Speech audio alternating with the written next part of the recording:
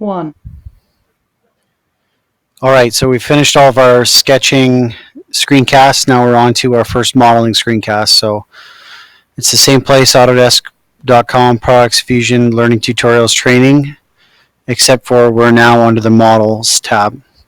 So there are 7 videos you can watch that talk about the difference between parametric and direct modeling. And there's some more how-tos for how to extrude, how to revolve, how to sweep.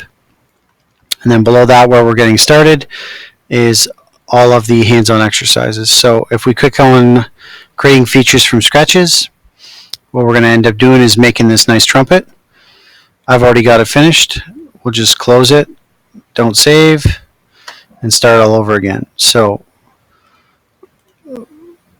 from the basic training tab, we were in sketching before, now we're in modeling. You scroll down, you'll find the trumpet. And we've got a series of lines that are the outline for our project. So first thing we want to do is open up that project, which is what I just showed you. Next thing we're going to do is activate the sweep command and create a sweep feature to complete the body of the trumpet. So we're going to set the type to path plus guide rail. So we want to go up to create and choose sweep. So profile is the first thing. I already have it set to path plus guide rail. Check that before you get started. So for our profile, we're going to click the outer ring because we want it to be hollow. And then for our path, we're going to pick this guy and we're going to move around and click on the rest of it. And then for our guide rail, we're going to choose this guy right here. And then follow it the rest of the way around. Boom. Got the body of our trumpet. Now let's double check our instructions. Next, select the sketch connected to the center of the circle as the path, which is what I just showed. And this is where we end up. From here, we have to extrude the trumpet keys 185 millimeters and set the operation to join. So these are the key pieces. If it had told us to choose these top lines and go down, it would be in negative. It didn't tell us to set it to negative 185. It said positive 185. So we click OK and we hit E for extrude. And we select these 3 bodies. And we type 185.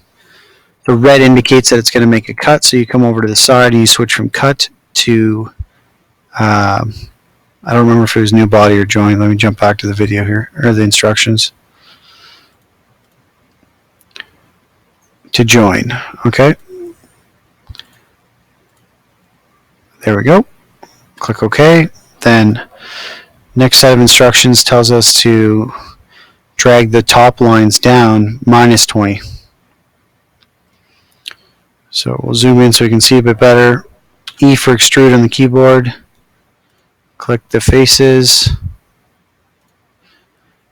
Negative 20 millimeters. And we left it as a cut. So now we have our keys created.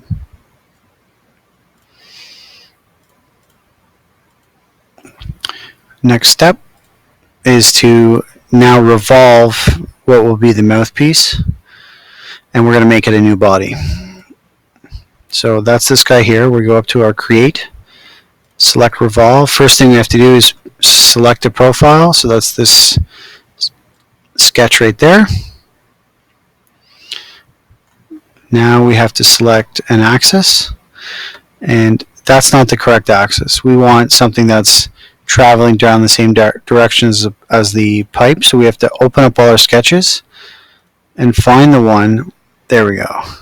So that is what we want to revolve around, 360 degrees, and we don't want to join it. We want to make it a new body because we're going to make the material selection for the body of the trumpet and the mouthpiece separate. Coming over next slide. So next thing we have to do is select a physical material. So we can collapse our sketching menus and go to bodies And this body right here, if we right click, we can go to physical material. And I already have it selected, but we choose metal. And we scroll all the way down until we find brass. I just choose the first one, brass. Drag it over, done. Now something went wrong because this went brass as well. And we didn't want that. So the instructions say to make the mouthpiece silver. There we go. That's better. Then hit close. So now we have a brass body and a silver mouthpiece. And if we did this correct, we can now go and find out what the weight of this is. And Fusion will actually determine the weight based on how you've modeled your part and what materials you told it is.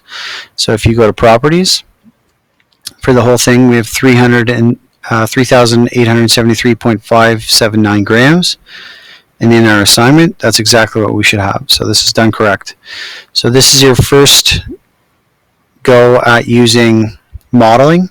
So you're using the revolve and the sweep. So if you want to design something that ends up having a lot of complex curves, you can just start with sketches and lines and work from there. So it's a really handy set of tools to have. Give it a try. Make sure that when you have it done and at this state, hit the print screen button and add a picture of it to your class folder. Otherwise, if you're just following along, I hope you enjoyed.